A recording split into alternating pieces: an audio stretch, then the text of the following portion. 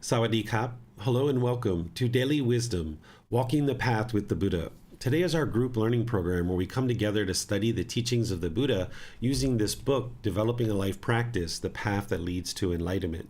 This is volume 1 of the book series titled The Words of the Buddha. In this program, we focus on going chapter by chapter each Sunday and helping you to understand the teachings of the Buddha to establish a really nice foundation and framework in order to develop your life practice and move the mind closer and closer to this enlightened mental state. So I'd like to welcome all of you, whether you're joining us for the first time or you join regularly. I'd like to welcome everybody to our class. Today's class is about chapter 2. In chapter 2 in the book is titled, Why Study Gotama Buddha's Teachings? If you've already read this chapter, then you understand thoughts that I've had about why one might study Gotama Buddha's teachings, and you might have already read that, or if you plan to read that after class, you'll see my thoughts on why I would suggest for somebody to study Gotama Buddha's teachings. But rather than me teach you and share with you what I've already studied or what I've already shared in the book, I usually do this class very differently than I do other classes. Where other classes, I will share the topic of the chapter and I will teach you and use visual aids and take questions and all these different things. Here, 6 weeks into this group learning program and having restarted this program 6 weeks ago, this is kind of an opportunity for us to come together and have a really nice discussion where we're able to interact with each other, whether you're in Facebook, YouTube, or Zoom, or any of the other places that we're live streaming to, or whether you're watching this on the replay. This is an opportunity for us to have a discussion and get to know each other. I consider every single class session, I consider it a discussion. I don't think of it as a lecture or a discourse or anything like that, or like a sermon or anything like that. Instead, it's always a discussion because I'm sharing certain content with you, opening up to questions, and you guys are asking questions, and I'm helping you providing answers to those questions. But today's class, the way I usually do it is it's just really a pure discussion where I even just turn the class over to all of you students and provide you an opportunity to raise your hand in Zoom and decide to share a little bit about yourself, where you live, who you are, what you do. Why is it that you have chosen to study the teachings of the Buddha? Because if you've read the chapter or you plan to read this chapter, then you understand why I've chosen to learn and practice and teach the teachings of the Buddha. And as you learn these teachings more and more through the various resources that I share, you'll understand that more and more clearly why I've chosen to share these teachings and study these teachings. But as a teacher, I'm interested in understanding you and why have you chosen to study the teachings of the Buddha. So if you're normally logged in through Facebook or YouTube or some of the other platforms that we live stream to, I would like to invite you to come into Zoom where you can meet other students who are here and attending the classes regularly, because here in Zoom, you can very easily raise your hand and share openly, and we can have a discussion together. If you're in Facebook or YouTube, you can still participate in the discussion by putting your thoughts into the comment section, and one of the moderators will share what it is that you've written. But if you would like to come into Zoom and meet the people here that are gathered together in this virtual classroom, it's a really great time for us now, 6 weeks into the program, to be able to really just have a nice informal chat and getting to know each other and some different backgrounds about where we are living, what we are doing in the world. How is it that the Buddhist teachings are, maybe improving our life and the things that we're experiencing as a result of learning the teachings, and why is it that you've chosen to study? So if you would like to participate, you can, in Zoom, just raise your hand electronically, and one of the moderators will call on you and be sure that you have an opportunity to share a bit about your background and who you are and why you've chosen to study the teachings of the Buddha. I might have some questions for you to get to know you. It's a great opportunity for us to interact with each other. And again, if you are in YouTube or Facebook, you're welcome to come into Zoom, but you're also welcome to put those same comments into those sections, and the moderators will share that for you here in our class. So I'll just turn the class over to all of you guys, and specifically the moderators, to be able to guide us through and providing an opportunity for various students to be able to share as they would like to share. Just raise your hand in Zoom or submit those into the comment section, and the moderators will be sure to share that for you.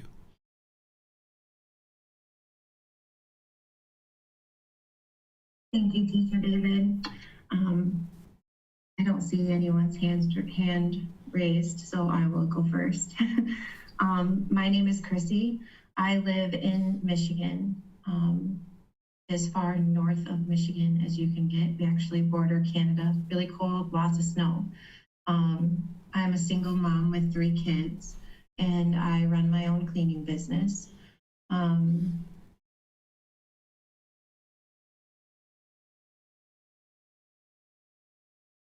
What brought me to learning the Buddhist teachings is I wanted to learn how to be calm and peaceful in a very uncalm and peaceful environment.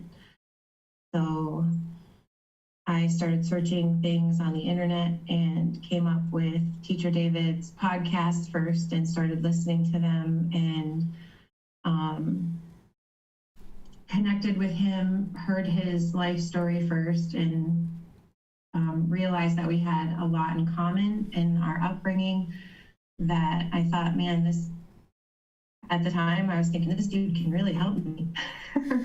So I realized not only was I going to learn how to be calm and peaceful with his help, but how to develop better relationships with the people around me. I was unaware at the time that I had pushed a lot of people away, and a lot of people, I didn't know how to interact with a lot of people in a great way. So this has really helped me with that. But most importantly, the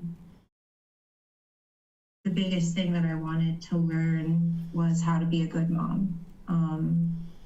To my children, they had already experienced enough from the world and from our home negativity, and I wanted them to be in a more positive, loving environment. And the world around me was not, I didn't have the tools necessary to do that. And Teacher David and this path has definitely been giving me the tools to do all of those things, but not just me, but my children. It's amazing to look back. I have a 21-year-old who will sometimes refer to Teacher David's teachings, and my 12-year-old who also will remind us of Teacher David and the teachings of the Buddha, and how to be single-minded and doing one thing at a time. And then my 7-year-old daughter, who also is learning, and comes a little easier to her for some reason, but it's definitely, we see so much progress that it's very encouraging, shocking and encouraging that I've spent 41 years of my life doing spinning in circles until I've found this. I've never been exposed to the Buddha or the teachings of the Buddha before then. I was brought up very Catholic, so I had to do a lot of work with Teacher David. I was thinking I was sinning by even being in one of these classes. And through it's been almost 2 years with working with Teacher David and learning the path of the Buddha. My family's accepted it. My parents have accepted it. And life is a lot more peaceful. Can I ask you some questions, Chrissy? Yes. Okay. What are some of the key things that you've learned in those 2 years? What are some of the key things that have helped you in your life with relation to the teachings of the Buddha? Right speech. Right speech was a big one. We sat down many times and wrote out the 5 factors of right speech. We have them hanging on the wall in the kitchen. That's something that I would need to refer back to because I would go down the old path a lot. practicing the pause, knowing the right time. There was always a tendency to just plow right through and get to the bottom of everything, fix everything, talk too much, too fast, where now there's a bit of a pause and thinking things through, right action. I have gone vegetarian, almost vegan. I still struggle with cheese. I didn't understand that was causing harm. I grew up on a farm. I have family members that have a farm. I didn't think it was possible for a body to survive without meat. I was told, eat your meat, you have to eat your meat.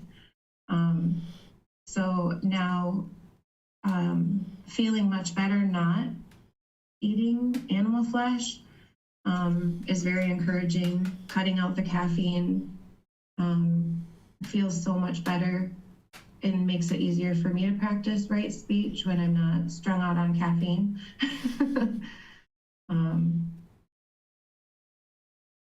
I know there's so much more. I know I'm forgetting some, but It's okay. You share whatever you'd like to share. In the 2 years that you've studied, can you think about any particular challenges or obstacles that you experienced and how you overcame those, and what was it that helped you to overcome those? yes. Well, there's a few. It's not easy, but I still struggle with making and finding the time to practice a regular meditation. I see the benefit of it. I feel the benefit of it, but I make excuses. Oh, there's so much to do. The kids need something. And making that a priority. That is the biggest struggle, because I think I find the biggest benefit all the way around when I practice the meditation. But another struggle is trying to teach and guide the children when I'm still learning and have so much to learn, which makes me so grateful to have your help and guidance where I can reach out and where my kids feel comfortable reaching out to you when they need help. So we're very grateful. Okay, well, thank you for sharing, Chrissy. This is nice, I think, for other people to get to know you and to know a bit about your background. I remember there was a time where my wife went to America for 3 months, and I was here as a single dad for 3 months with just one child at the age of, I think he was 7 or 8 at the time, and that was really challenging. I was challenged to find time to meditate too.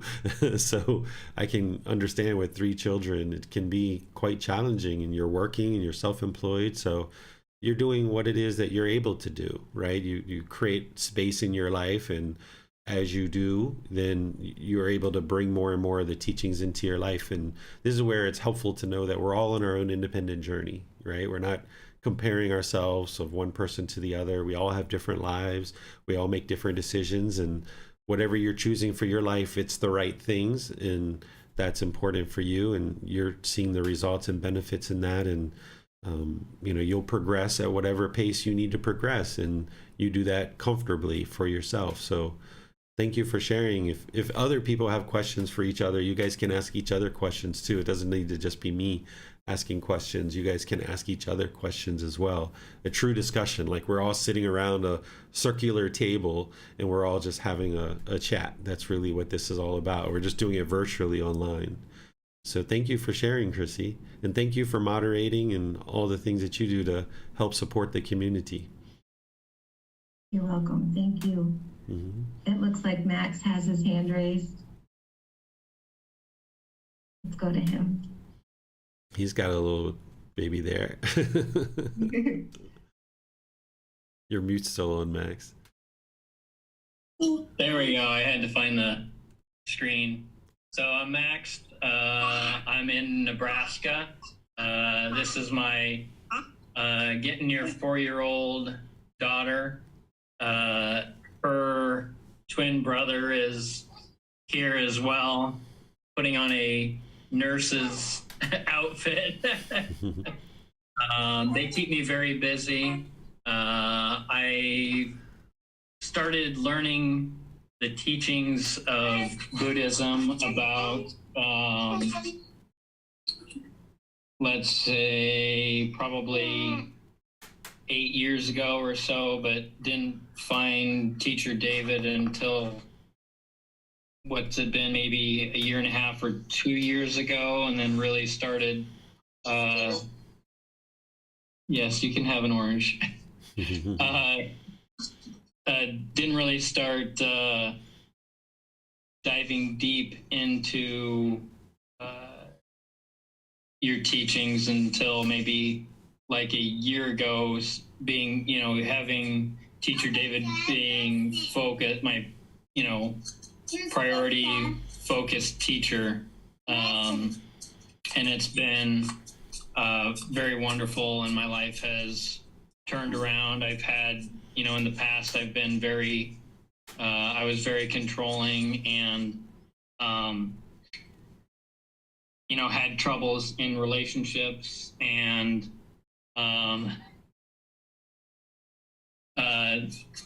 struggled with relationships and just, depression and anxiety and everything. And it's helped significantly.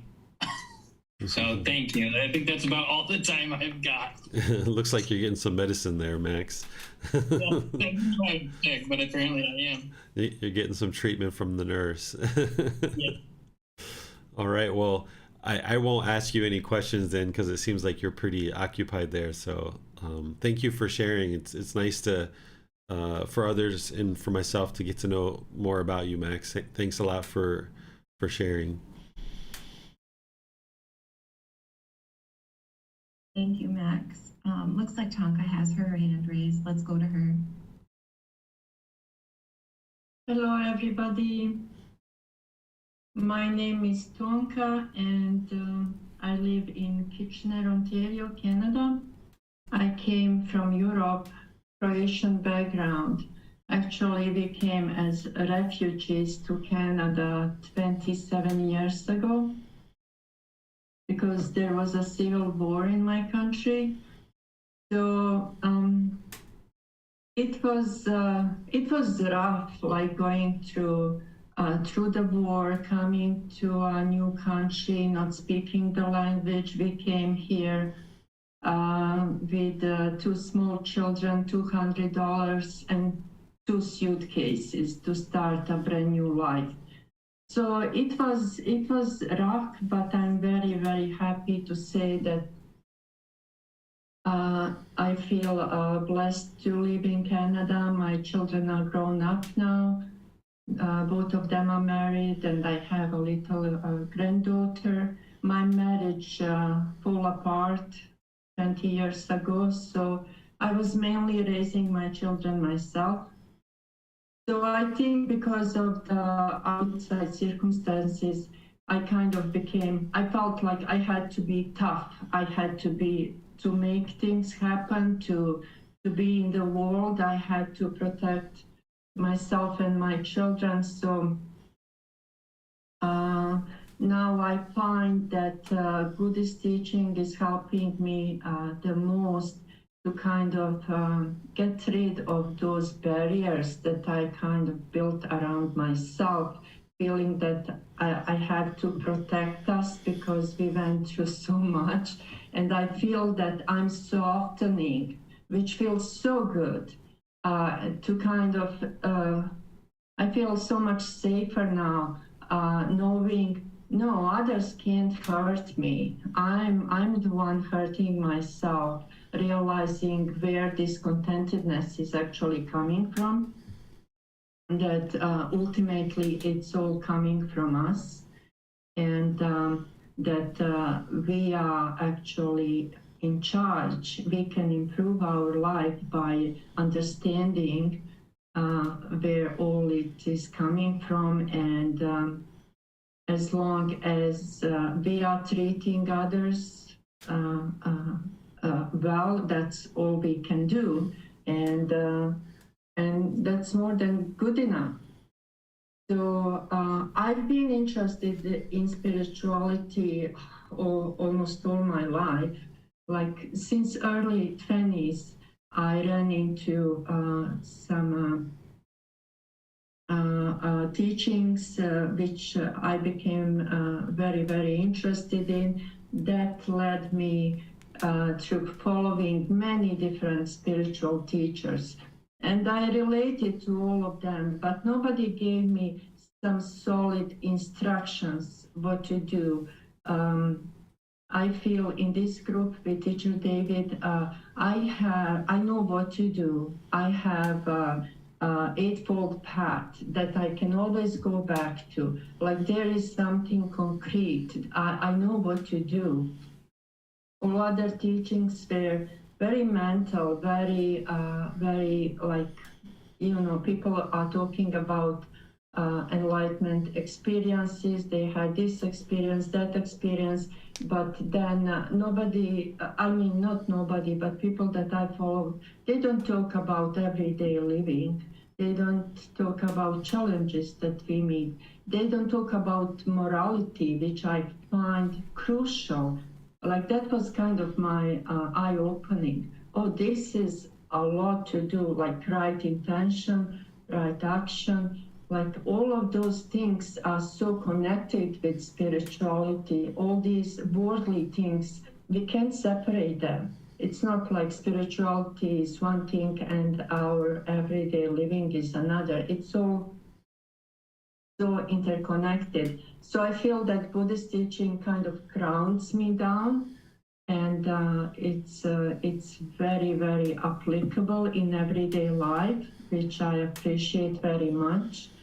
And I've been following this path not even a year, maybe 9 months or something like that, and I already feel the difference in my relationships at my workplace. Like I used to feel some tensions a lot of times that were caused by wrong speech mainly.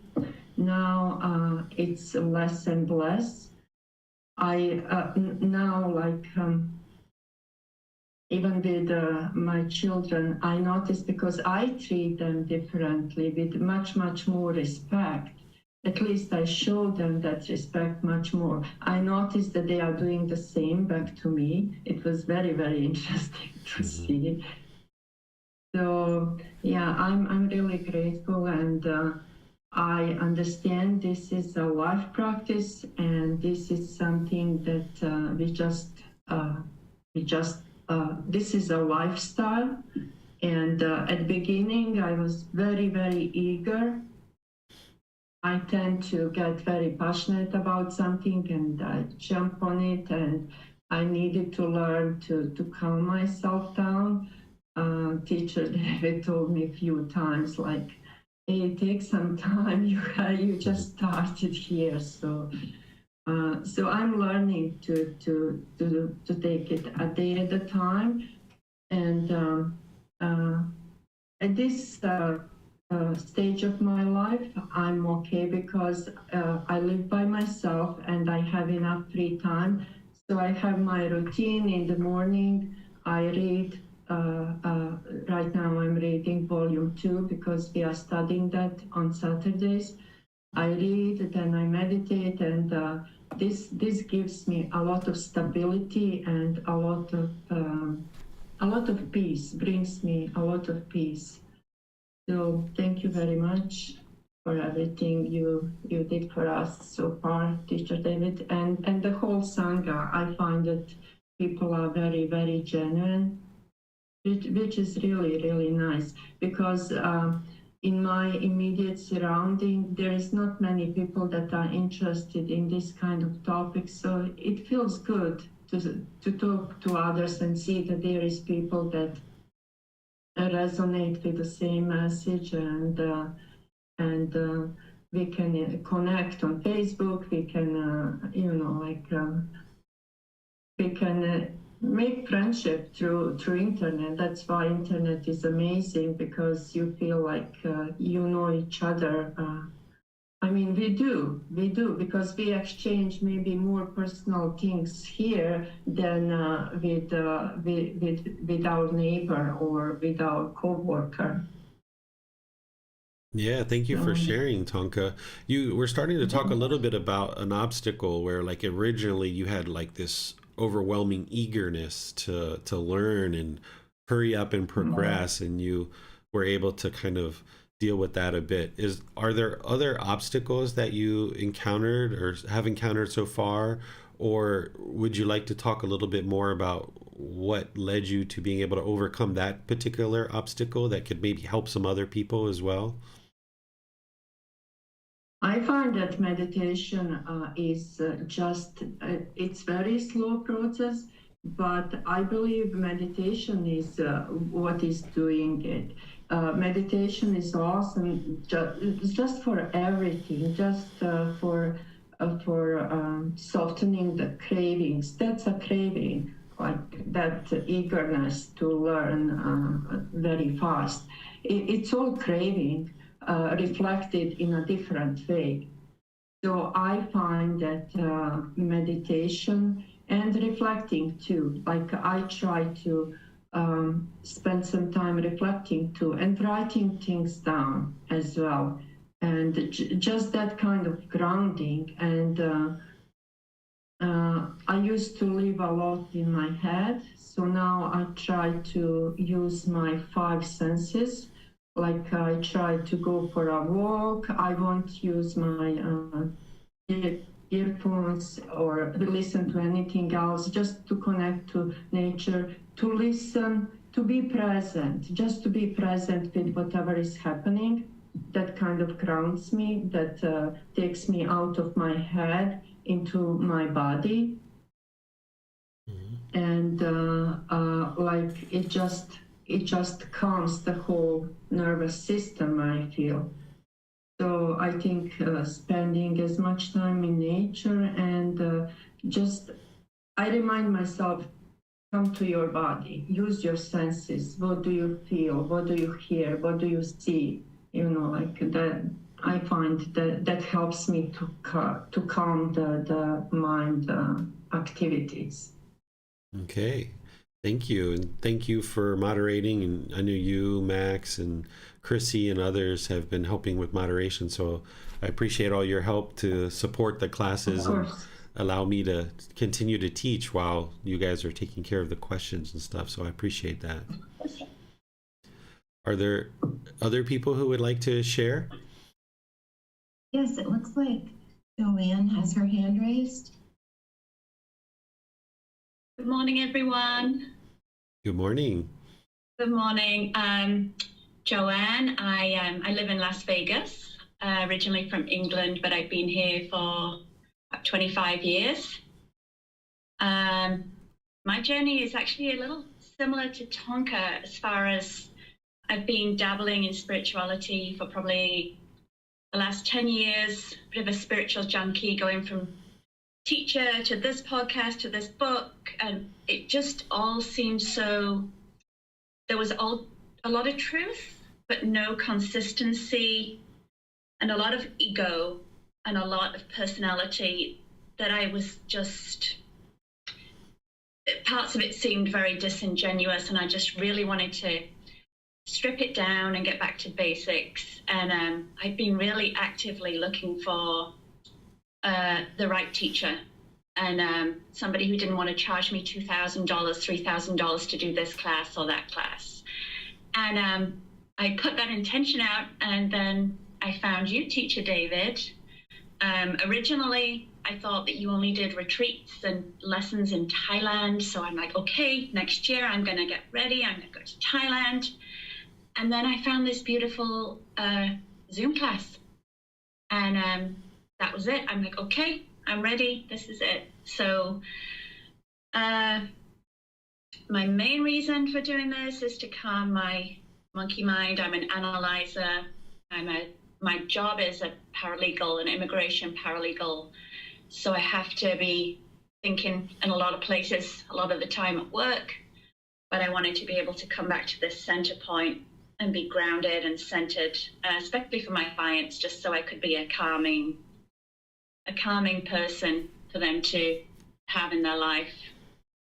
And also for my children, I wanted them to have a very a solid foundation as they grow up. They're teenage girls, so I think it's going to be really helpful for them too. So I've really tried to let go of everything, not everything, but let go of a lot of the stuff that I've been learning and just really come back and start from the basics and really just focus as we go through slowly. And that's been my challenge too. I want to be the best, straight away. I want to dive deep in and do as much as I can. And that's been my exercise, is just being kind to myself and knowing that there's so much to learn, and there's always going to be so much to learn. Yes, indeed. When did you start joining the classes here? Just this session, this course. Oh, this is the very So first. 6 weeks. Oh, 6 weeks. Yes. You started at the beginning of the group learning program. Yes. Okay. Yeah. Yeah. So as you guys join, if you're joining in Zoom or other places, I'm focused on teaching, so I'm not seeing who's logging in because the list is usually kind of long, and I don't go through and look at each individual person who's joining. I don't keep tabs on you guys, right? It's just if there's people here that would like to learn, then I teach, and if there's not people here, then there's not people here. But that's interesting to know that you've been joining regularly over the last 6 weeks, because this is the first time that we've had a chance to interact. So nice to meet you, and pleased that you found these classes, and pleased to help you. And as you need help, feel free to reach out. Okay. Thank you so much. Thank you. You're welcome. You're welcome. Nice to meet you. All right. Are there other people who would like to share? Thank you. It looks like Max has his hand raised again, so let's go to him. I just wanted to kind of touch on what some others have said, Tonka and Joanne and so forth, that your teachings have been very, they're a lot easier to follow. They're clear and concise, and instead of being, for some of us that may be scatterbrained or, have trouble focusing or whatnot, or don't know, we know that we have a muddled mind or whatnot, but it's just that your way of teaching and the books and everything that you offer is just so easy to follow and clear, and okay, what am I doing wrong? Oh yeah, this has been pounded in my head so much, and it's just these are the steps and this is what I need to do, and everything's so clear. So I think that's what has helped me, and probably a lot of others. So that's really all I wanted to say. Yeah, pleased to help you, Max, and everyone else. Hopefully you're not feeling like anything I share is being pounded into your head. I'm sure that's just a saying that you probably use in different ways.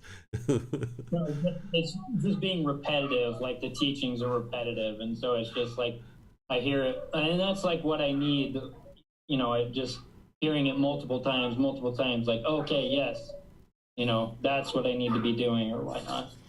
Yeah, that's one of the key ways to learn in an oral tradition.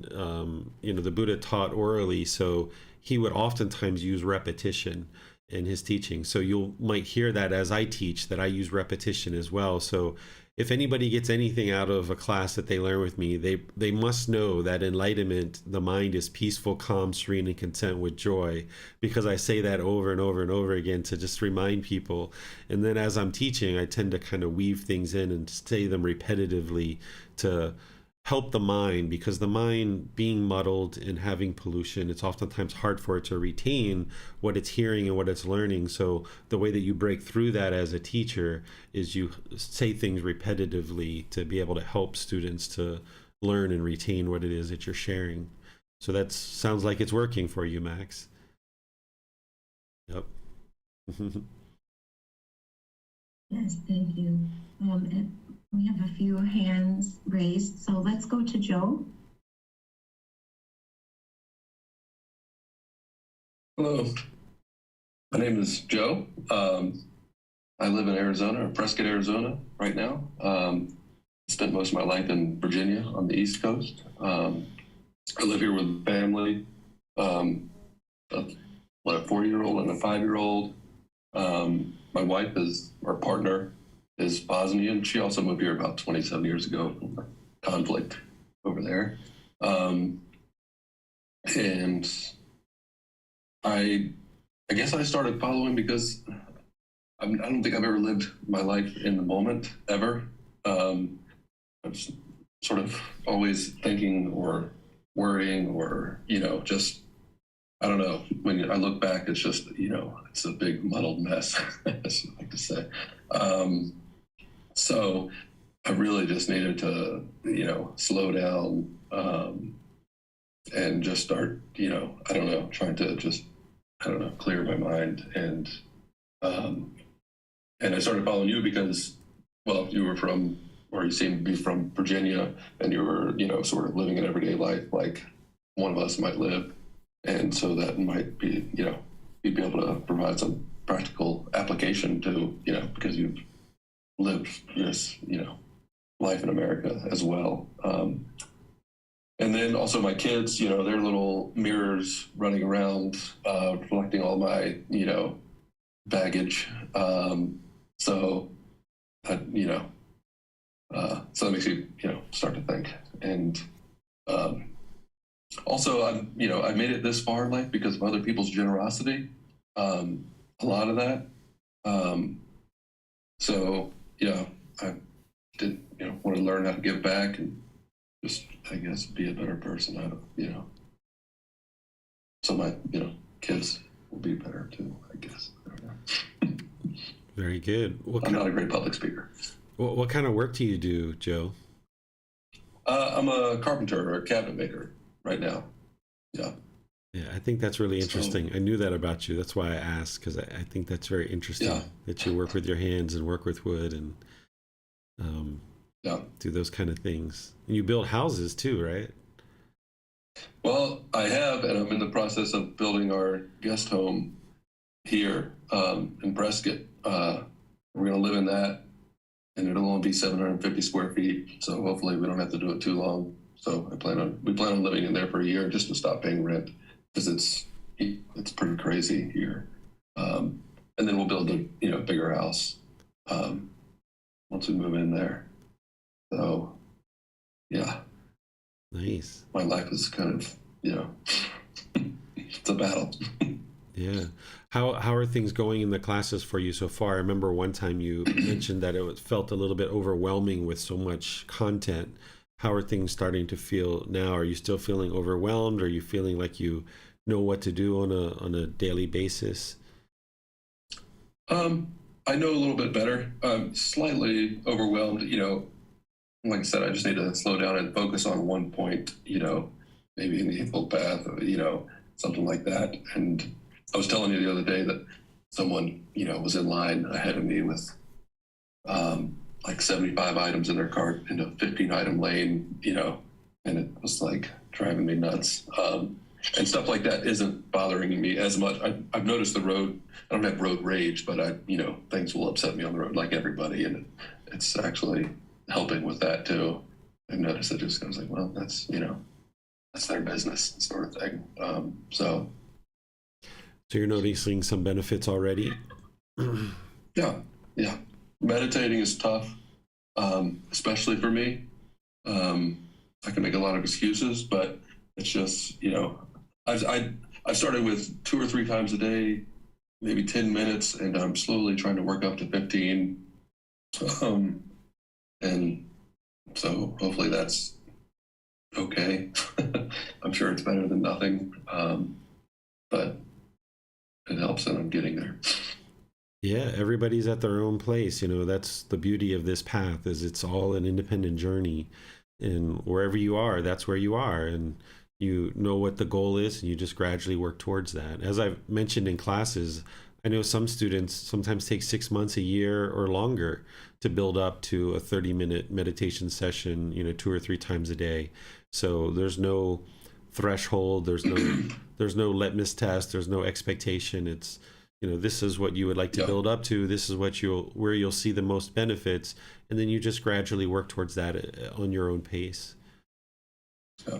And what I'd really like to do is be present during this, last 3 minutes. It's like I'm black, talk to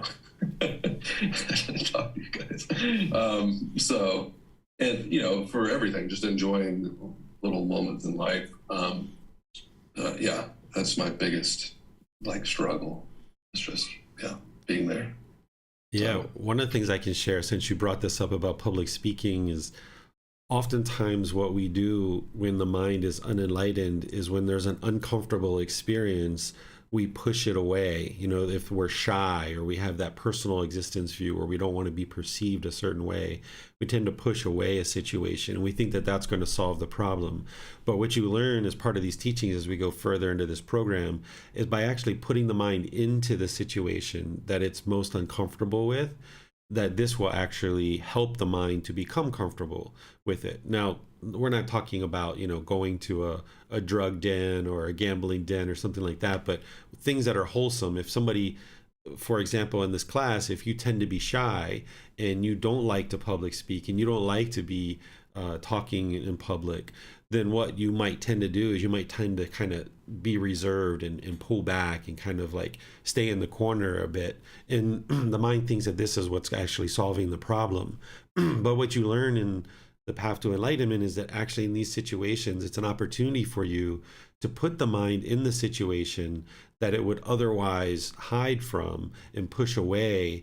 And instead, by putting your mind in that situation, it actually helps you to become more comfortable. So if there's anybody who's in Zoom or in YouTube or Facebook who's feeling that way, where you're a little bit shy and you're a little bit hesitant of actually stepping forward, like some of these other people have and decided to share, you'll actually find that you can overcome any kind of fears or feelings that you're having, uncomfortable feelings, by choosing to talk a little bit. And this is actually part of your practice, where you're putting the mind in the situation that it otherwise finds uncomfortable. And then by doing that, you gain some comfort, and it becomes easier and easier for you to perhaps public speak at some point in the future.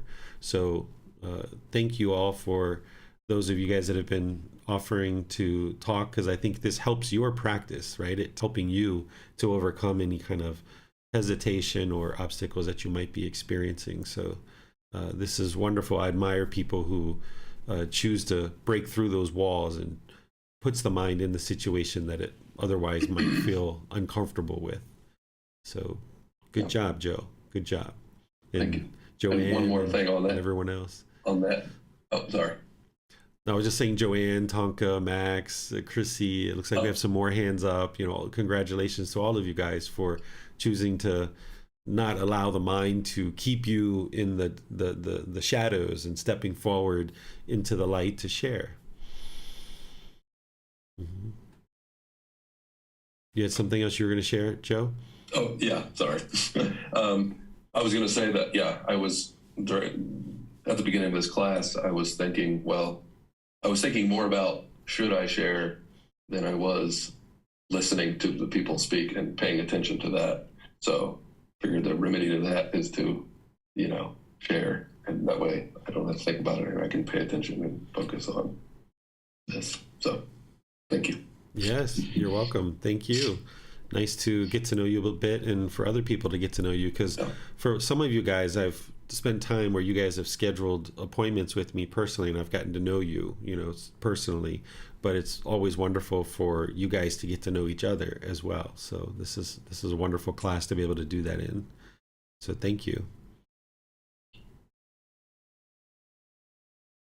Yes, thank you. I actually had to listen 2 times before being able to share this time.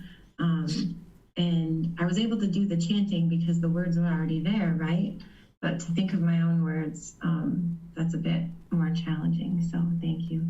And it looks like Nadia has her hand raised. Let's go to her. Hey everyone, well, I'm one of those. I logged in Facebook this morning instead of Zoom, so I didn't have to talk. So here I am. So my name is Nadia. I'm actually Canadian, from the French part, from Quebec, actually the French part of Canada. I've been in this process only since January, so this is completely new for me. And the reason I started attending the classes is basically, I have a mind that never stops. It goes around and around and around, and I never get anything done. So basically, I'm trying to use meditations, and it doesn't work because my mind never stops. And then someone talked to me about Buddhism. And I've looked into it, and I really liked what I saw. And then I found David, and here I am. So it's a bit of a challenge in the sense that trying to focus on one thing is difficult for me. So I'm trying to basically focus on my thoughts and just the rightful thoughts, if I can say so, just being positive and being in a sorry, I just have different words that come to mind. Being good in my thoughts, not bringing people down, or just being kind to people in my head, which is not always easy.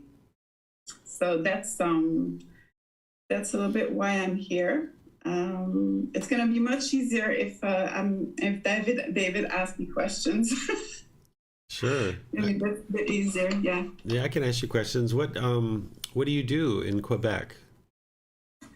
I've actually just I just came back. I left last year. I took a sabbatical last year, and I left, and I just came back, and I work with the government, the part of the government that deals with flooding, because we have lots of floods in Quebec.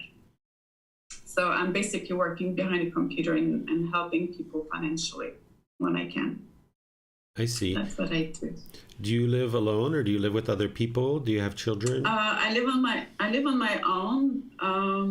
At this point, I'm in a small temporary place because last year I just sold everything I had and I left. Looking for myself, yes. Mm-hmm. So I live alone. I don't have a spouse or kids, so I am on my own at this point. Okay. What point in the program did you join the classes? At the beginning, completely at the beginning. So in early January, I think it started. That's when I joined. Mm-hmm. I saw your program towards the end of last year, like October, November, and I registered, but I did not attend at that point. Okay. I wasn't ready to attend, yeah. Have you... Sorry, go ahead.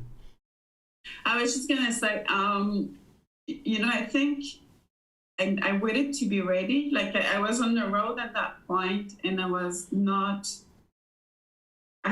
did not take the engagement with myself to do it. So I joined your channel, but didn't do it. And then this year I did take the engagement. I came back from Quebec at the end of December, and it's like it was an engagement I took with myself to do this.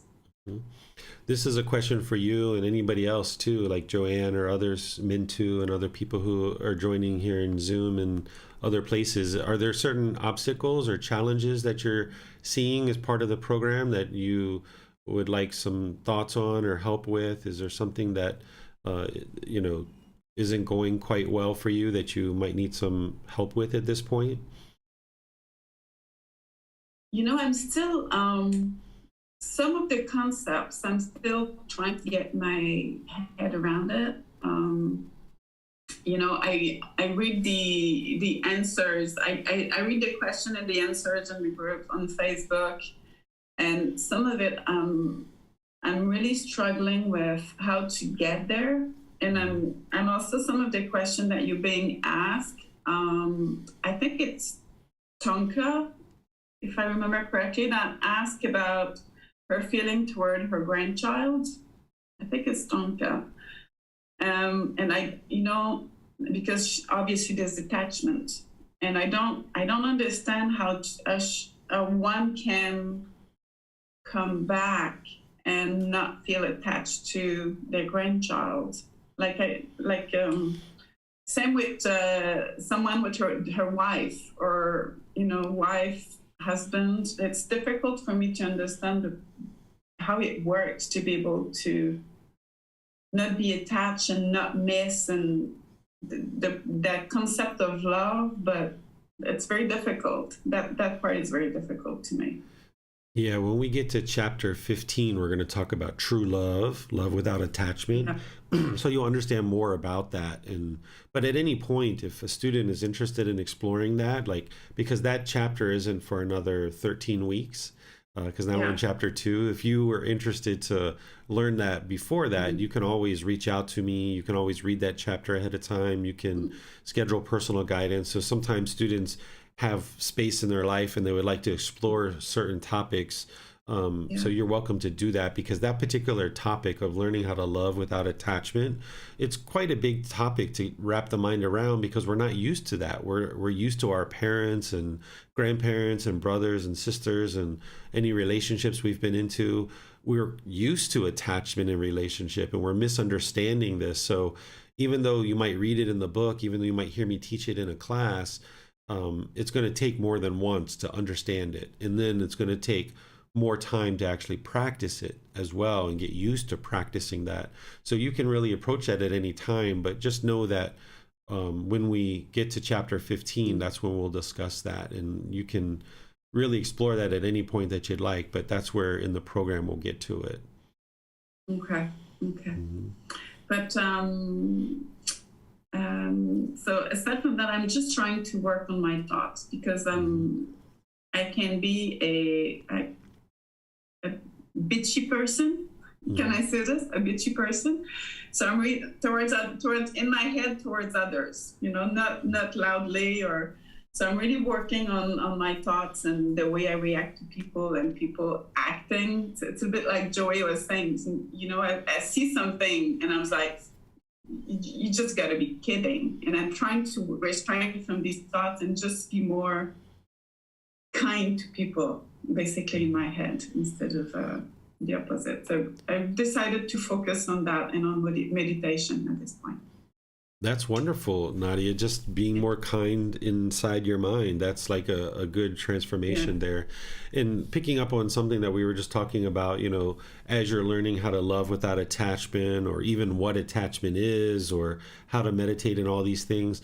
All of these things don't come natural to someone who hasn't grown up in these kind of teachings. And the whole reason why we struggle in the world in the unenlightened state is because we don't understand what we don't understand. So you feeling like I don't quite understand how I can love or a person could love their grandchildren without attachment. That's normal. That's normal for someone to not understand how to do that, because we just haven't been exposed to it and knowing how to do that. And I imagine you're going to encounter multiple topics like that as you go through this program and other programs, and you learn the Buddhist teachings, that there'll be a lot of things that you just don't understand, and it just you can't quite figure it out, and you just kind of have to chip away at it and learn it and understand it, and bring the mind up to being able to understand that and practice that more and more readily. So this is pretty common, because that's where the challenge comes in. That's where that inner work is happening, is the mind's trying to figure out, well, how do I love my grandchild in the same way that I love my ex-husband? Because we associate love very differently. Like, how can I still love my ex-husband? Aren't I supposed to get rid of all those feelings? And that's what we're typically taught. But that's also what leads to a lot of conflict in our life, because in relationships where we have an ex-spouse, oftentimes we're taught that we're supposed to hate our ex-spouse, and we're not supposed to get along, and we're supposed to be vindictive and resentful, and we're supposed to, ignore them when we go to mutual events where we're both at participating with our child or something like that. But always keep in mind that this better way of life that the Buddha has shared with us, it's going to be oftentimes very different than what we're doing now. And that's why it's so helpful and so impactful, and that's why it works. And it is a challenge for the mind to understand that, because we're so used to doing things in another way. But as you work through those challenges to understand, and you practice further and further towards the path to enlightenment and what an enlightened being practice is, you'll see the improvements to the way the mind is thinking and processing the world around it, and where you're starting now and just trying to be more kind within your own mind to other people. That's wonderful, because you weren't doing that before and now you are. So that's outstanding. Thank you. You're welcome. Thank you for sharing and talking and getting a chance to know you, because I haven't met you before either. Just like Joanne, I haven't met you before. So nice to meet you. Nice to meet you as well. And thank you for everything, really.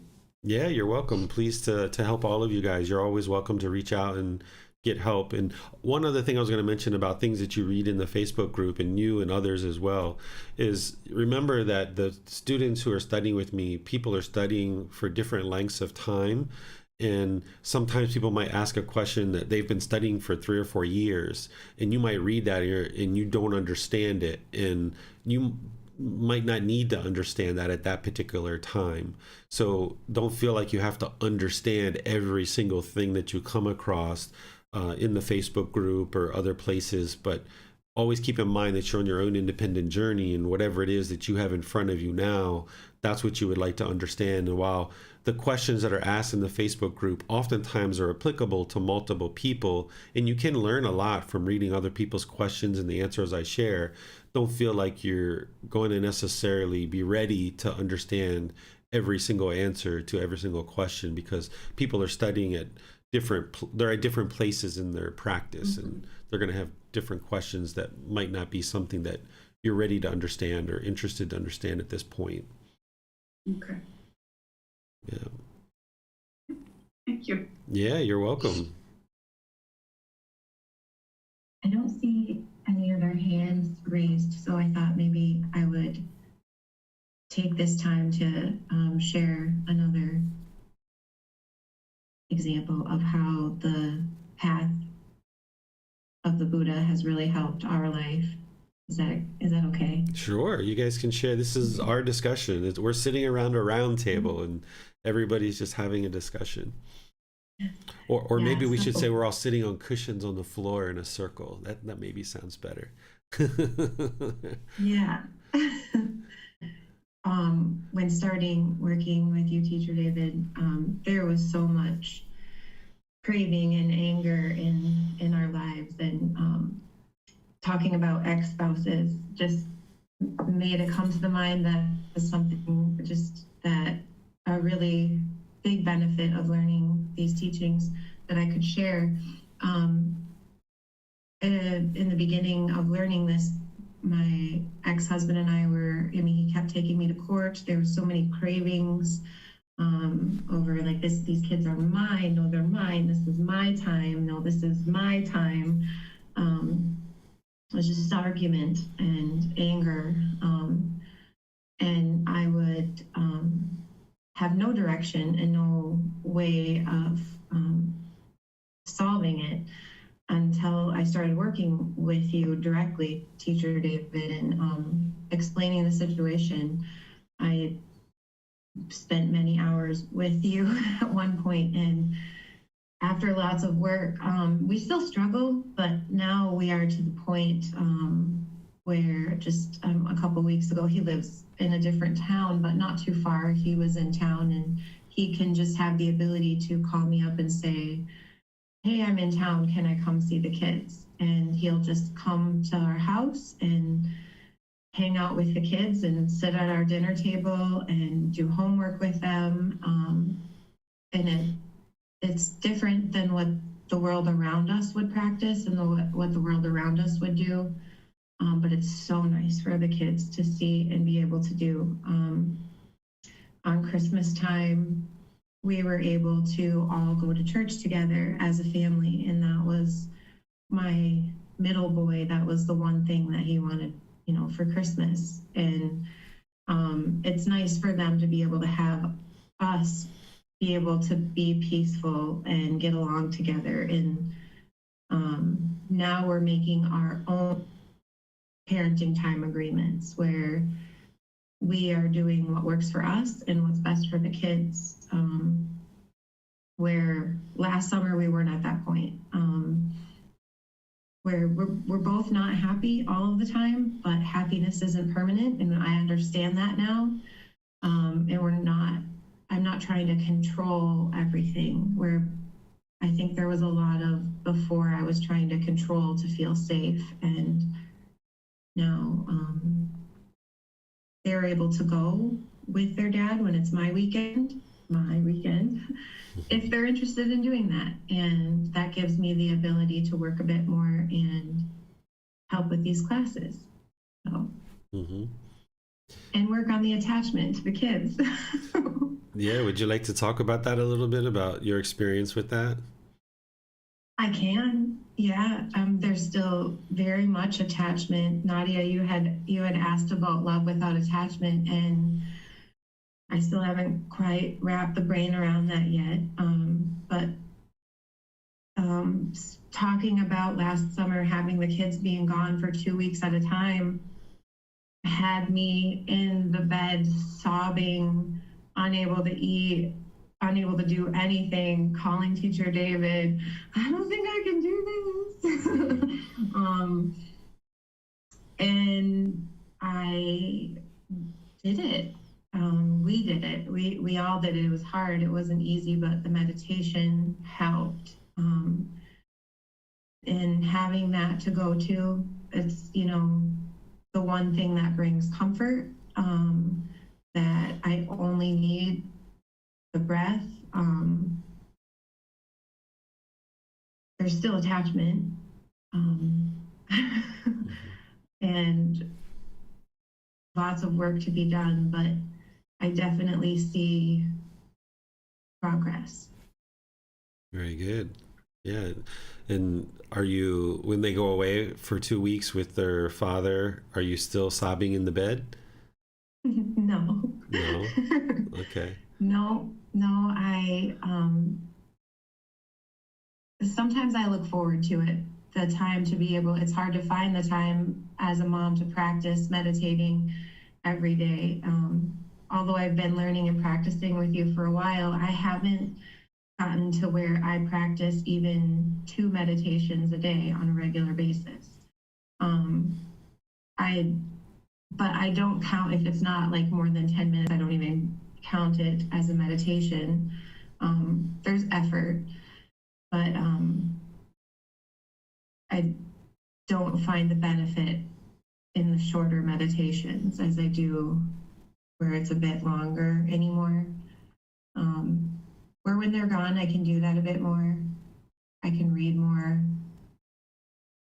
Yeah, so the way that these attachments are, like, when there's this spectrum, sometimes we think it's either on or off, like black or white, but the stronger the craving is, the more intense the discontentedness is. So at one time you had a much stronger craving and attachment to your children, and that's why you ended up sobbing and feeling miserable and sick to your stomach in the bed when they would go away, because you had a much stronger attachment. And now through meditating and other practices, you've reduced your attachment, so you've reduced the amount of discontentedness that you experience related to your children. There's still discontentedness because there's still an attachment, but there's not as much of an attachment as there was in the past, and that's why you're experiencing more peacefulness in some situations related to your children.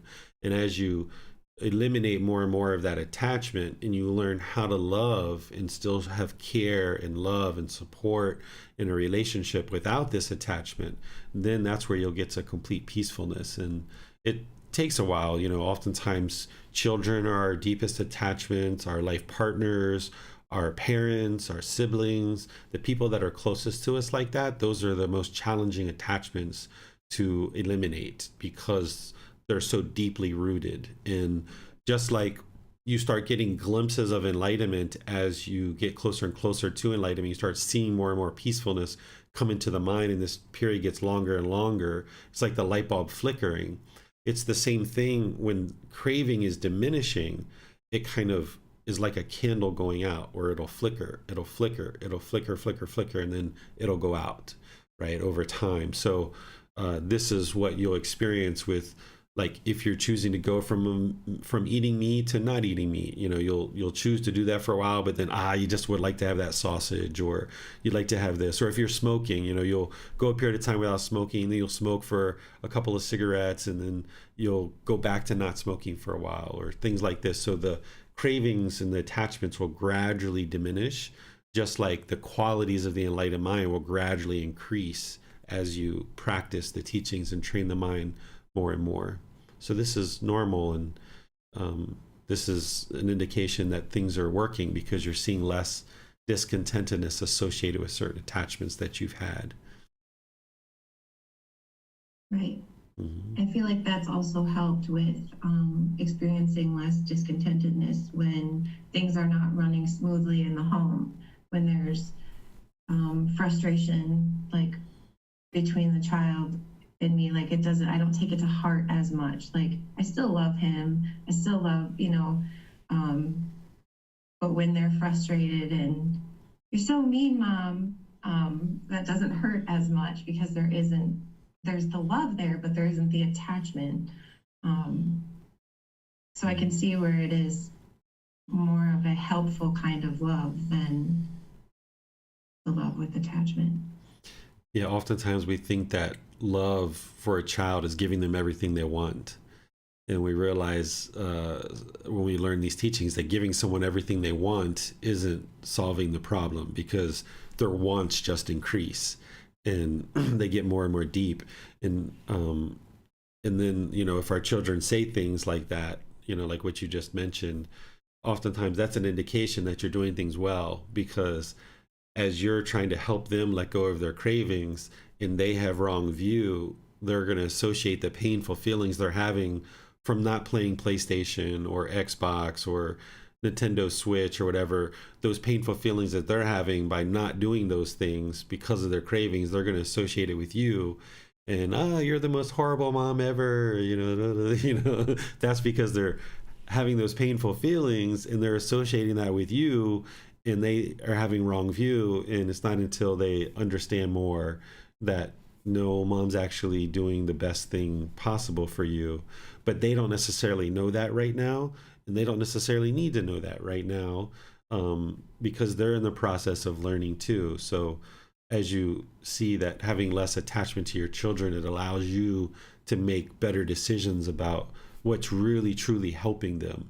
Where without the wisdom of these teachings, we think helping them is, maybe killing ourselves at work, making as much money as we can, loading up the Christmas tree and giving them as many presents as we can, and that's our love. But we realize, like, that's not sustainable. That's not what is going to lead to a peaceful life.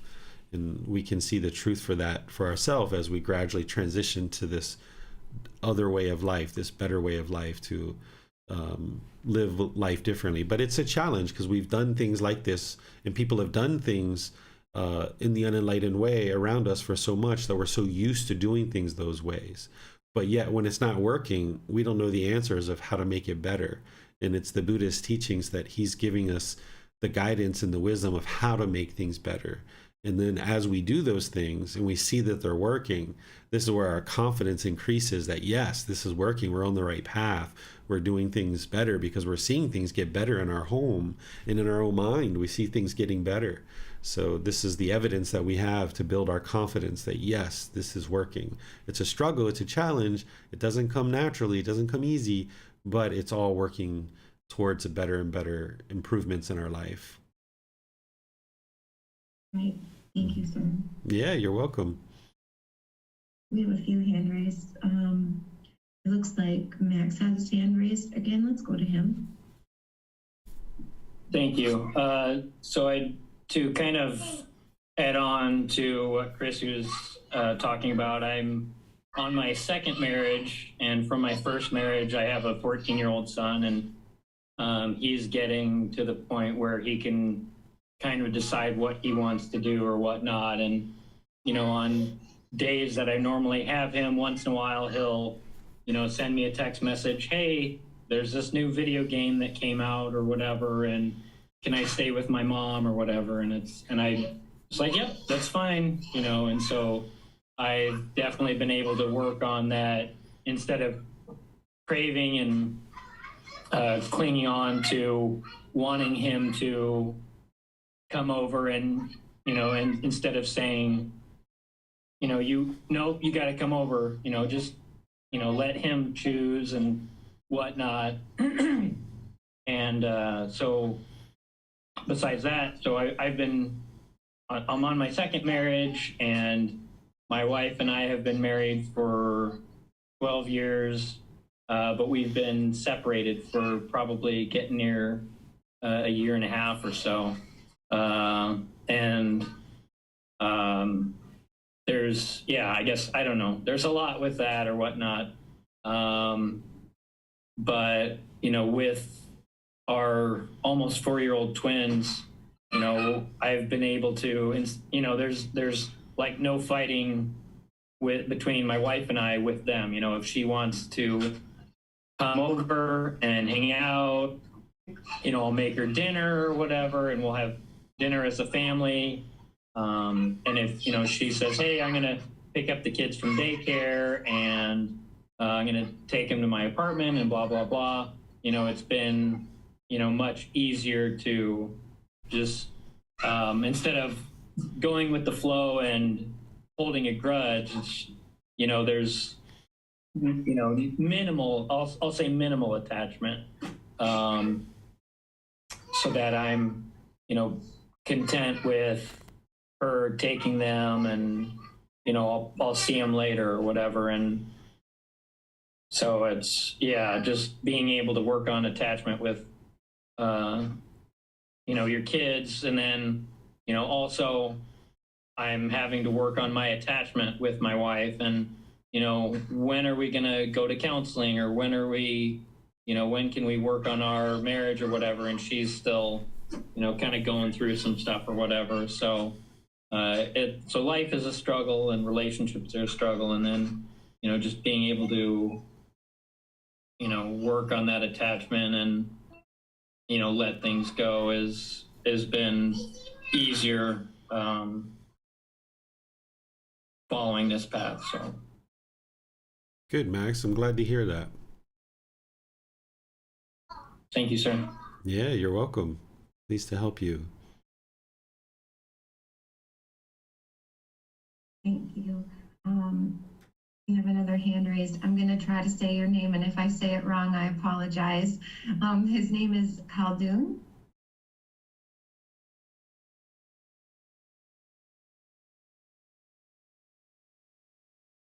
Did I say that right? Khaldun, it sounds like your internet connection isn't so clear right now. We're just hearing a little bit of a muffle.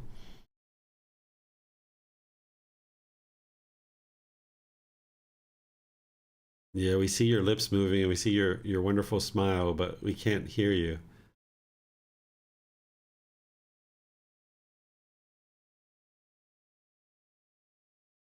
I apologize. It looks like there's some impermanence with the internet right now.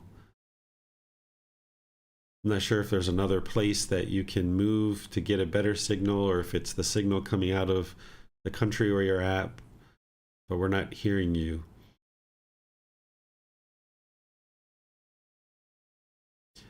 Yeah, I apologize, Khaldun. We can't hear you. Maybe I know yesterday when you were in class, it was a little spotty like this, and then a few minutes later it cleared up and we were able to hear you. Yeah, I can hear you speaking, but it's just really muffled. It's not coming out clear for anybody to be able to understand.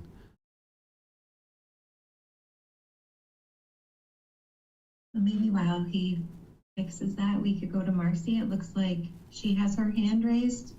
Is that acceptable? That sounds like a great plan. Khaldun, we're going to go to Marcy, let Marcy share, and then maybe your internet connection can clear up, or maybe there's some setting on your side that you can tweak and it'll allow us to be able to hear you.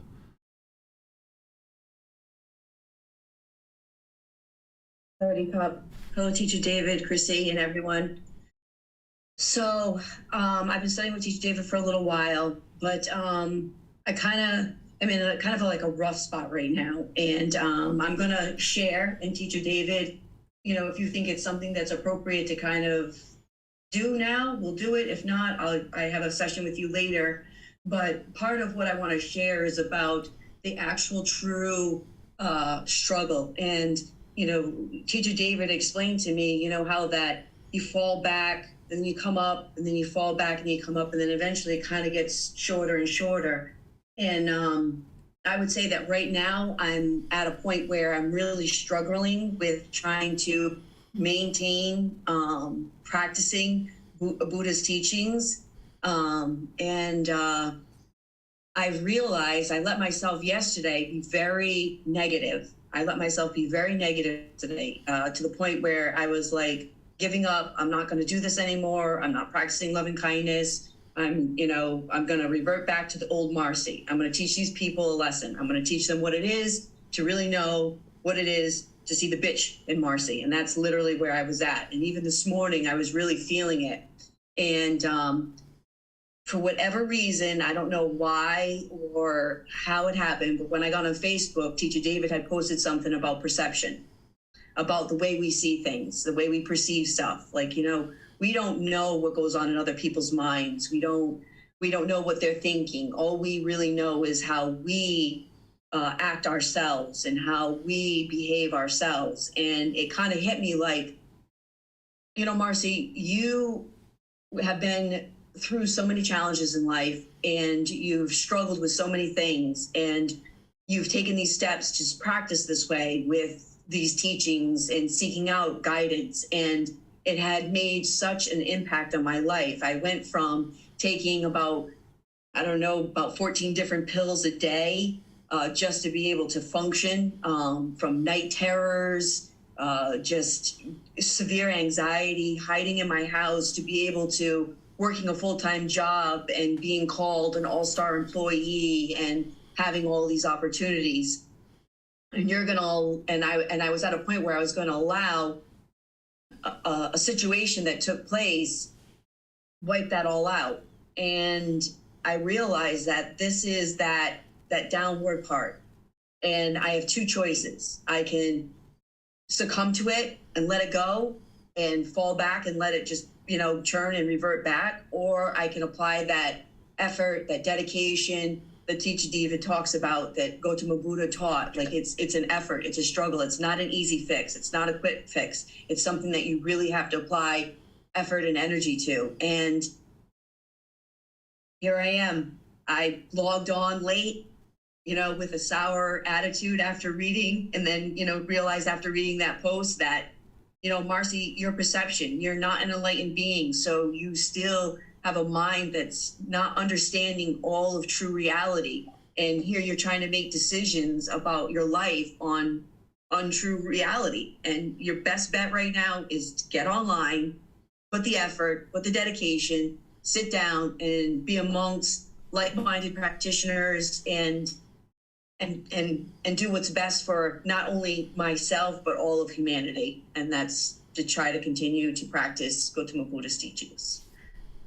There's my share. Yes. Okay, Marcy. So I know a lot more about what's going on because you've shared with me, but, you know, you're sharing a little bit of that publicly, but you're welcome to share as much as you like. But this is what we experience as we're making our way to enlightenment, is we experience these struggles and these challenges, and things can be going really great and wonderful and seems like everything's miraculous and oh my goodness, these teachings are so great. And then you hit a couple of obstacles and the mind's like, no, I don't want to do this. I want to go back to the old way that I used to do things. This is very common. But just understand that that period is temporary, that whatever situation you're experiencing, it's impermanent. It's a matter of gaining the wisdom that you need to overcome it. And now you can overcome those obstacles and you can make better decisions. But going back to the old way we used to do things is to go back to the anger, and the hatred and the frustration and the difficulties and the problems and all that stuff. So you've seen enough progress in your practice and in your life that you know these teachings are working. And there's going to be test, so to speak, along the way where people are going to test you. How dedicated are you to this, Marcy? You know, I'm going to be angry and frustrated to you, and I'm going to try to have all this ego against you and try to knock you down. Not me, but somebody in your life is going to try to do that. And it's testing your will. It's testing your resolve. You know, are you really interested in becoming this better and better person that you're aspiring to become? Or are you just going to go back to what you did before? So think about it like a test. Like this is a test of your resolve and whether or not you're truly going to keep making your way towards practicing as an enlightened being. Yes, and it has been extremely challenging. I pretty much have been removed from an opportunity that was given, and the reason given to me was that I was too good at my job. And if I stayed where I was, everybody there was going to quit and walk out. So I ended up being removed from the environment. And, you know, I haven't cried in very long, and I feel myself on the verge of tears right now, but like I cried. Like yesterday I cried. The physical pain in my chest I could feel, and I just really felt defeated. Mm-hmm. But in hindsight, in you know, really, you know, looking at that, you know, perception post that Teacher David posted, you know, really just said to me, Marcy, you've done so much work and you've gained all this wisdom. Even if you tried to apply the effort of going back and reverting to being that bitch, you're not going to be successful at it because you've already gained so much wisdom. You already know it doesn't work. You know what I mean? Like you already know that ultimately in the end, it's gonna not end well for anyone. You know, it's not gonna be what you expect, and you're gonna feel worse about it. Like, you know what I mean? I really was like envisioning plotting against these people in a sense, like, you know, yeah, you really want to treat me like crap like this? Well, you haven't seen anything yet, because I am going to blow your world up. And I know in the end of that, I'm going to feel 1,000 times worse. I'm going to create all kinds of havoc in other people's lives and affect all kinds of other people. And deep down inside, I know from the wisdom I gained by not practicing love and kindness, it's just going to create this deeper, darker place. And that's not what I want. That's not what I'm interested. Teacher David, my wants. That's what I'm not interested in. I'm not interested in that. I'm interested in seeing all humans be well. I'm interested in seeing a better world for children and animals and stuff. And nobody is stomping out this light. I'm gonna keep at it. Yeah, and there's other options out there, right? Like this opportunity that you were headed towards, you probably had a certain amount of craving and going towards that. And whenever you're functioning through craving, it's going to produce unwholesome results. So this was an opportunity, but it's not the only opportunity of things that you can do that are going to be wonderful for you in life. So sometimes the mind gets so hung up on this is the one thing that I want so badly, and I'm going to push and push and push towards this thing. And then when it doesn't work out, then we feel, you know, worthless or withdrawn or helpless, or it was all worthless or whatever. But when you realize, like, no, that's just one opportunity. There's other things that I can do in the world. That's not the only thing. So this, as long as you're learning in the process, right? Like there's no such thing as failure. That if your goal is to acquire wisdom, and you understand that that's the real goal in life, is to acquire wisdom, and acquiring wisdom is what's going to lead to better and better results in the future, then whatever you experience in this situation of headed towards this opportunity, even though it didn't ultimately come to fruition, you gained some wisdom along the way. And that is what the real takeaways are. That's the real treasure that you're getting out of this whole experience. The mind might have been thinking, like, if I get to the top of this company and I become this manager and I'm running this store really, really well, like that's what I really want out of all of this. But if you realize that your real goal is to acquire wisdom, and whatever you did headed in that direction, you acquired wisdom. So now you are smarter and wiser and able to do things better, even though the ultimate fruition of what you envisioned didn't come to be. You still gained wisdom, and that's the ultimate goal for all of this. Absolutely. Mm-hmm. Teacher David, thank Yeah. you all for listening. Yeah, you're welcome.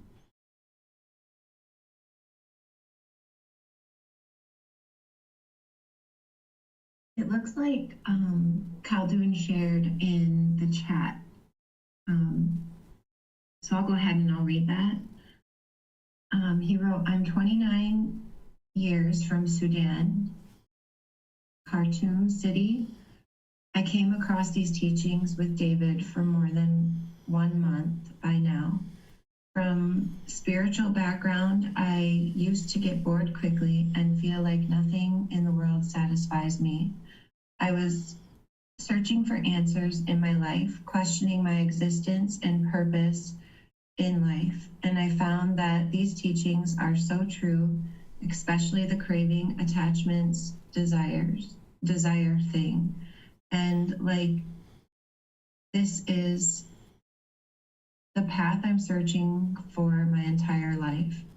I would like to thank everyone here and Teacher David. You are a very good example for these teachings. Wonderful, Kaudo, and thank you for sharing. I think that's great that you put that into the comment section so that we could learn about you. And maybe in the future, the internet connection will be working a little bit better, and we can hear from you in this particular class, because we've heard from you in other classes. So thank you for sharing and sharing a bit about your background. Yes, thank you. And it looks like Tonka has her hand raised. Thank you, Chrissy. Actually, this would be a question for Teacher David, because I was just not seeing my mind doing something. As people were sharing, for example, Chrissy, I'm like, yeah, I know, being a single mom, yeah, I've been there, done that. Then Joanne, being a spiritual seeker for years, yeah, I can relate. Then Joe mentioned his partner is from Boston, and I'm like, oh yeah, hi. And then, Naja, she's from Quebec. Yeah, I lived in Sherbrooke. I just find how my mind relates to people's stories. And I'm wondering, is this an ego? Is this beneficial? Or is it just a human tendency? Or I just wonder, is it ego, or is it something that may be beneficial or not, and how to relate to it? Because I just noticed it now. I see. So the ego is when the mind is trying to be arrogant and prideful and judging others, trying to measure and compare them and put yourself above others and put yourself below others. This is what the ego tends to do. What you're describing isn't that. You're just relating to what other people are sharing and hearing something in their story that's similar to yours. So it doesn't sound like it's ego to me. That's a very normal thing, that when people share, they're like, oh yeah, I'm familiar with Quebec, or oh yeah, I'm interested in that too. This is the connections that we establish when we share and have discussion. The ego would be putting yourself above or below people, judging others, saying, they're bad, they're good, they're wholesome, they're unwholesome, thinking negatively about others or looking down on them, putting yourself above or below people. That's what the ego will tend to do. And it's coming from that fetter of conceit or the arrogance and the pride that's in the mind. Okay, thank you for clarifying that, Teacher David. You're welcome. Is there anyone else who would like to share, either on Facebook, YouTube, or in Zoom? You guys can put that in the comments section, or you can raise your hand electronically and share here in the class.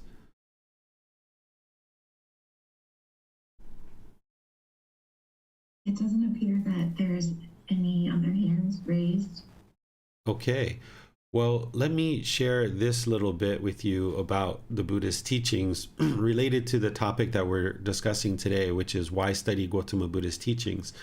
Gotama Buddha, at multiple times in his teachings, he shares about, what did I teach? He reminds his students, he asks them the question, what did I teach?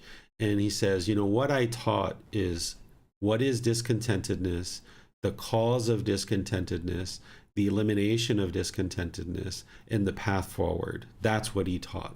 He's teaching the natural laws of existence to help you eliminate discontentedness.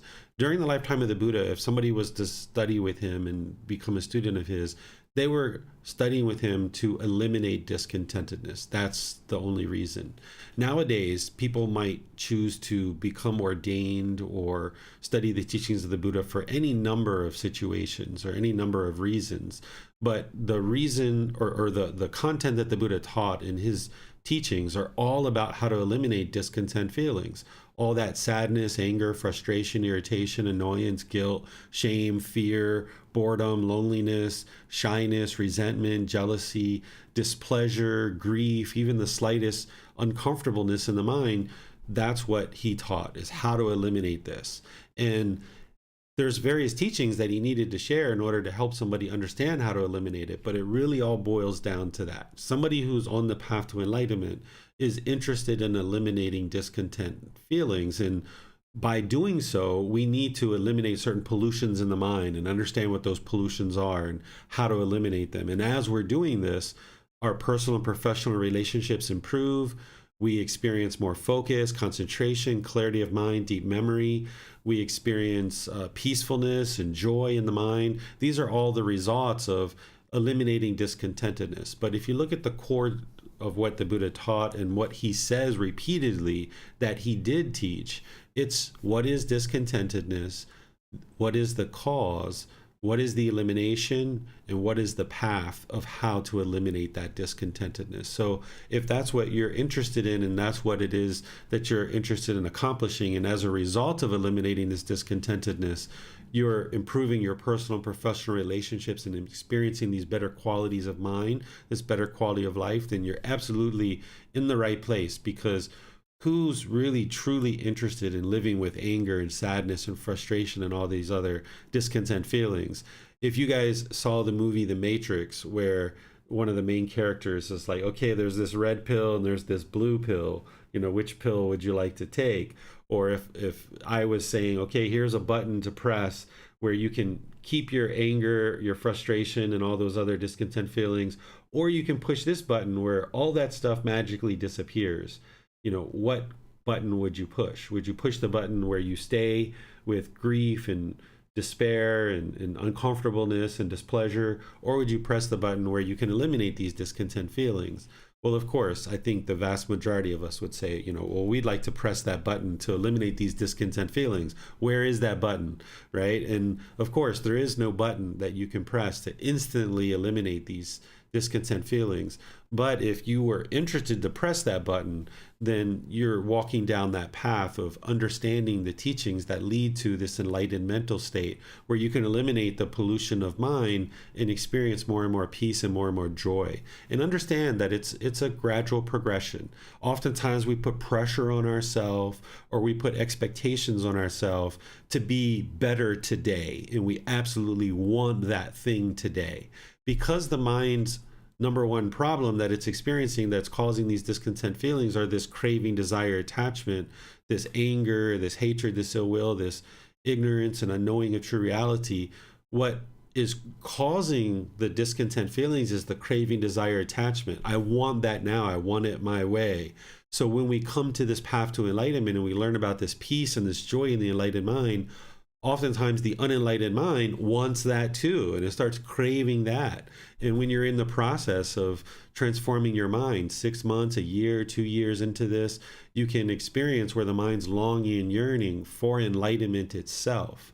And this can cause discontentedness in the mind. So it's helpful to understand that, yes, you're going to be discontent for a while. You're going to experience this for several years. But what you should notice over time, as some of you guys are already sharing, is you should notice this gradual diminishing. And if you're noticing that gradual diminishing, you're walking in the right direction. I've had some students that have taken retreats with me that even within 2 days of studying, of learning the teachings of the Buddha, they will come to class and they will say, I got an email this morning that in the past would have just shaken me up, and I would have been so angry and frustrated with this email. But studying in this retreat for the last 2 days, I got that email and I understood it, and I maintained my peacefulness. This is amazing that I was able to do that in just learning for 2 days. So if you're observing even these slight improvements, then you're walking in the right direction. You'll just need to exercise patience and be slowly working towards the improvement. You're going to have things that test you along the way. They're going to test your resolve. How dedicated are you? How diligent are you? Your ego might be interested to arise and think that you're smarter than everyone else, or you're smarter than your teacher, or you're smarter than your boss or other people. And the ego is going to be in there playing tricks on you. Your cravings are going to be in there trying to sabotage what it is that you're doing. And there's all these different things that you're going to encounter. But that's where you are able to come to class, you're able to pick up a book, you're able to meditate, you're able to seek personal guidance by scheduling appointments and things like this. And you can reach out for help, not just with me, but other members of the community. And that's one of the benefits of having these kind of open discussions where you get to meet different people, and maybe you choose to friend each other or private message each other and reach out for support when you need help in different situations. So understand that this transformation of the mind, it's not easy, but it's also not difficult either. We tend to make it more difficult because of the cravings, because of the craving to be peaceful right now. The mind isn't comfortable with, yeah, you're going to feel frustrated for a little while. You're going to feel displeasure. You're going to feel uncomfortable. This is normal. This is par for the course.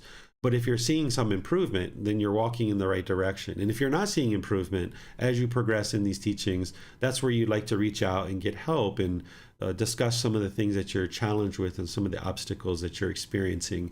And that's where you're welcome to do that through asking questions in class, posting things in Facebook, sending private messages, or scheduling some personal discussions with me. You're always welcome to do that. So this path, there's no finish line. It's not where like there's a ribbon across the road and you're running and you're going to cross the ribbon and like, finally I'm enlightened. I can finally, do nothing, or whatever, or, I can go soak in my whirlpool, or I can go, I don't have a whirlpool, but, just giving some kind of imagination of after you've run maybe a marathon, you might feel like you've crossed the finish line and there's a trophy that comes out, or, you can go soak in your whirlpool or something like this. But this path to enlightenment, there is no finish line. It's better to not think of it as a finish line. You will get to a point where it's been 1 year, 2 years, 3 years or longer, and you haven't experienced any discontentedness. If you get to enlightenment, you'll observe that about the mind. But you would have cultivated so much wisdom, and you would have gotten in the habit of appreciating wisdom and cultivating wisdom to be able to get to that point where your mind is peaceful and joyful. And it's been 1 year, 2 years, 3 years that you haven't experienced any discontentedness. That now cultivation of wisdom is kind of part of what you do as a person. You might not be experiencing any discontentedness anymore as an enlightened being, but there's so much more wisdom out there that you can cultivate about the world and about certain things in the world. So if you just create in the mind that, yes, this is a life practice and I'm going to be developing this life practice for the rest of this life. And even when I get to the point where I see that there's 1, 2, 3 years of no discontentedness, I'm still going to be practicing these teachings, but it's going to be effortless for me at that point. It's going to be so easy and straightforward because you will have met all those obstacles and all those struggles and overcome them. And then there's all this other wisdom that if you've spent 2 years, 3 years, 5 years, 10 years, 15 years, 20 years, however long it takes you to get to enlightenment, it's just a blink of an eye compared to our past. If we've been in existence for many, many, many countless births in the past, even if it takes you 20 years to get to enlightenment, that's a blink of an eye compared to what we've experienced in the past, all the different miseries and difficulties we've experienced in countless lives. That's a blink of an eye. So even when you get to that point where there's no discontentedness in the mind, you will have cultivated and made part of your normal life cultivating wisdom so much that there's so many other things out there for you to cultivate wisdom about. I even spend time, thinking about how I share the teachings and how can I say that better, and how could I offer some advice to this student in a better way, and all of these different things. So you're always looking to do some inner improvement, even when the mind isn't experiencing discontentedness anymore. Essentially what you've created in order to get to that point is this lifestyle of looking in and doing this inner improvement. And when you get to enlightenment and you're no longer experiencing discontentedness, you're not going to just stop doing that, because that's what led to so many great improvements in your life. You're going to always be looking at, like, well, how could I have said that differently? Or how could I have done that in a better way? And not beating yourself up about what you did do, but instead just looking at how can I make that even better, than it was, previously. So you're kind of tweaking these dials more and more and more, and kind of dialing in your life practice more and more, and just stay committed to that. Be patient with that, and know that it's going to be a journey, and it's going to take some time, and there's plenty of support for you to help you, that you're part of a community. And the Buddha talks about this, that in order to get to enlightenment, you would need to be part of a community, because you wouldn't be able to be out there on your own figuring all this out. So where you're struggling, you're having challenges, you need help, or you just feel like there's another thing that you would like to learn and grow with, reach out for help. That's what I'm here for. That's what other people are here for. Everybody's working through different challenges, and where one person might have overcome a certain challenge, you might be facing that challenge, and they can help you with that. And where you've overcome certain challenges, you might be able to help somebody else. And this is a great way to start getting familiar with the people that are part of this community. And you can see each other in Facebook and the retreats that I do in different places, and that you guys invite me to come teach at. I'd like to thank all of you guys for learning up to this point over the last 6 weeks.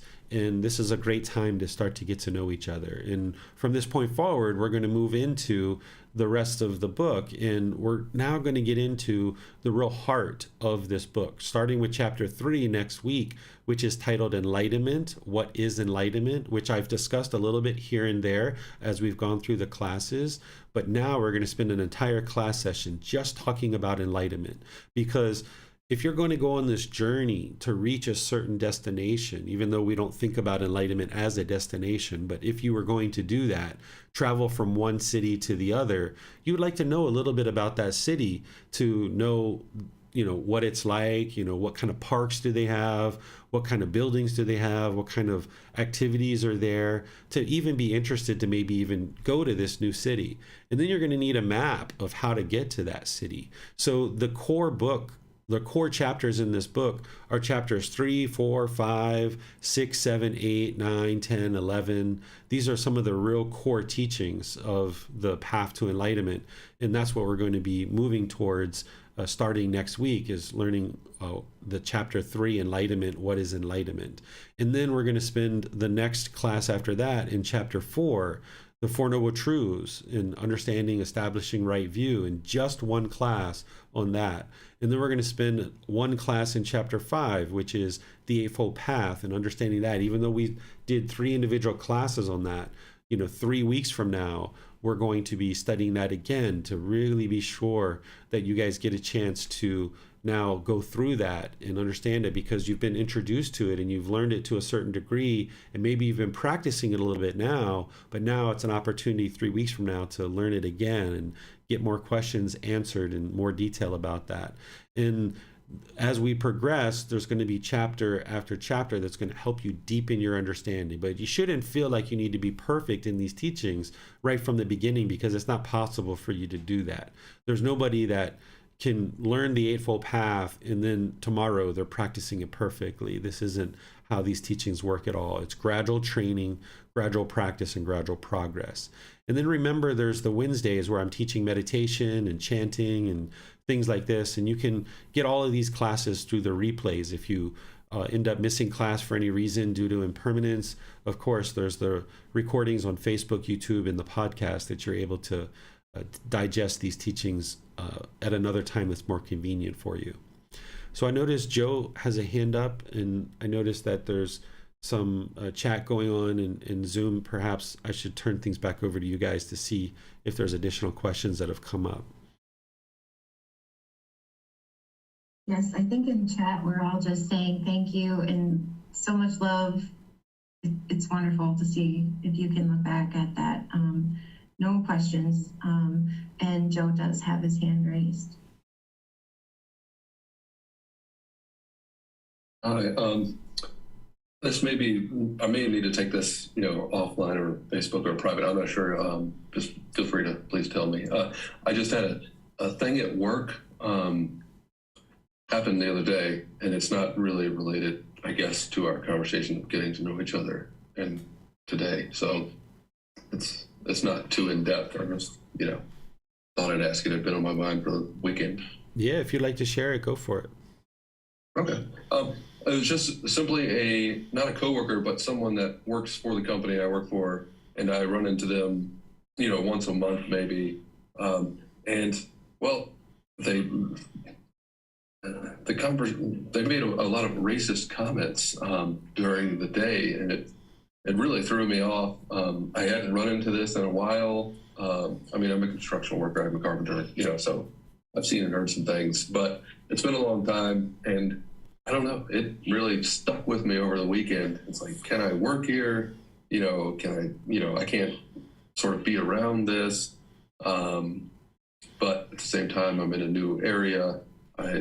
My pay is well above average for this area, and I don't have to work with this person all the time, but it just, I don't know. It bothered me. Yeah, what's important? So, I don't know how to deal with that. Oh, sorry. Okay, yeah. So what's important to understand with this, Joe, is that when somebody else is saying anything, whether it's racist or otherwise, those words are affecting them, right? Like their speech is affecting them. If your mind has a craving to only hear certain things, then the mind is being affected by it. But in terms of this person being racist, their racism that's in their mind, their hatred, their anger, it's affecting them. We can choose to not be affected by that. But if this person was perhaps being racist towards you, or they were a supervisor, or their hatred is impacting your life, that's where you would like to kind of look at whether or not it makes sense for you to continue in that type of situation. But if it's just words that they said and you're not working with them very frequently, they're not even a coworker, they're not, their decisions aren't directly affecting the work that you do in your life, then perhaps you're able to just get to the point where you're training your mind to not be affected by the things that they're saying and the things that they're doing, because the world's not going to function in a way where every single person is practicing right speech. And if we have the expectation that they are, not that you do have that expectation, but if we do have that expectation, it's going to cause you discontentedness in your mind. So understanding that somebody else's comments and speech and actions are affecting them, and you would like to look at the decisions you're making that are the decisions you're making to associate with this person, also allowing their decisions to affect you. And it sounds like that might not be the case because they're not a coworker at all. And this is where knowing more about the situation can be helpful for me to provide you guidance. But ultimately, the decision comes down to you of whether you feel that this person is going to impact your work and your ability to be successful with your work. Yeah, it was the sort of thing. I was saying that I lived in Prescott, and there's these, separate towns around Prescott. One's Prescott Valley, one's Chino Valley, yada, yada, yada. And, we were just talking about living there because I just moved here, I guess 6 months ago. And he was saying he didn't like these other areas because these certain ethnicities live there. And, and I kind of shrugged it off. I'm like, well, I can't really get into that. But yeah, and that was the situation, and we only cross paths once in a while. But I just feel if I had to work with a person like that, and I feel, am I being judgmental right now? I don't know, because I'm saying he's something, so if I had to work with him on a daily basis or something, I definitely wouldn't be able to, I don't think, deal with that, but I don't know at this point. And like I said, I'm not even sure if that's me being judgmental. this is where you can look at it and understand, like, you as a person, you wouldn't choose to say these things and you don't think that way, but you understand that the world has individuals that do think this way, and that's their choice and that's what they're choosing to do, and they're experiencing the results of that. And when those things come up, you can, ignore them. By confronting it, sometimes that person gets hostile and aggressive. You can choose to not work with them, perhaps, if that's something that is that you would like to do. But of course, that's not solving any uncomfortableness that you're experiencing as a result of what they're saying. The uncomfortableness that you're experiencing is as a result of your cravings, desires, attachments, and wants and expectations. So even if you choose to not work with somebody like that, you still need to eliminate your craving to hear only agreeable things. That's what's going to solve your uncomfortableness. Okay. Mm-hmm. Good enough.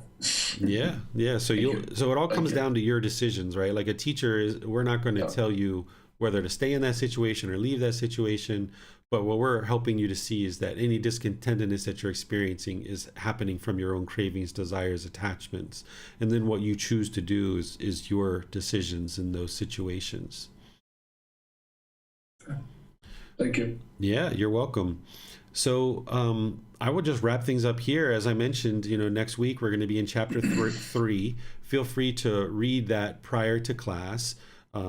You may have already gotten into the established practice of reading either before and or after class. And I typically recommend people read just 10, 15, or 20 minutes a day, not much more than that, because the mind needs to be able to retain the teachings and reflect on them and independently verify them in the world. So if you're taking in, an hour worth of reading in one setting, it's oftentimes hard for the mind to digest that and reflect on it at one time. So oftentimes just 10, 15, 20 minutes of reading is really helpful.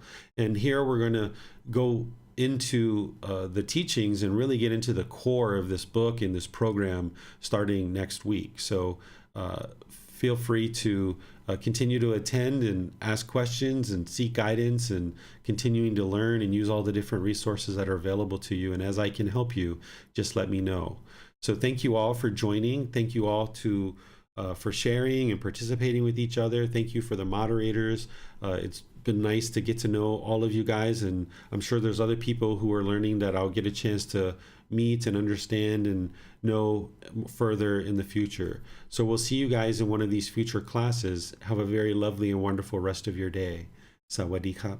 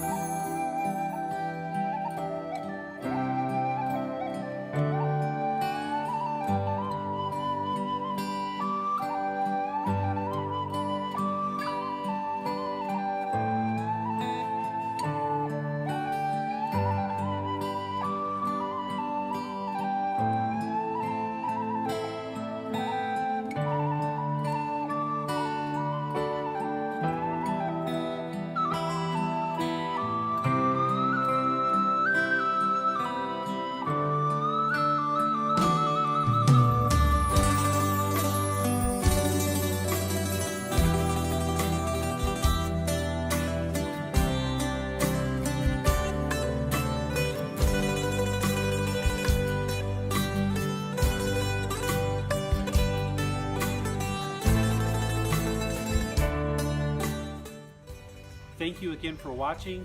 Enjoy your meditation. Look forward to seeing you online and answering any questions that you might have. Thank you so much.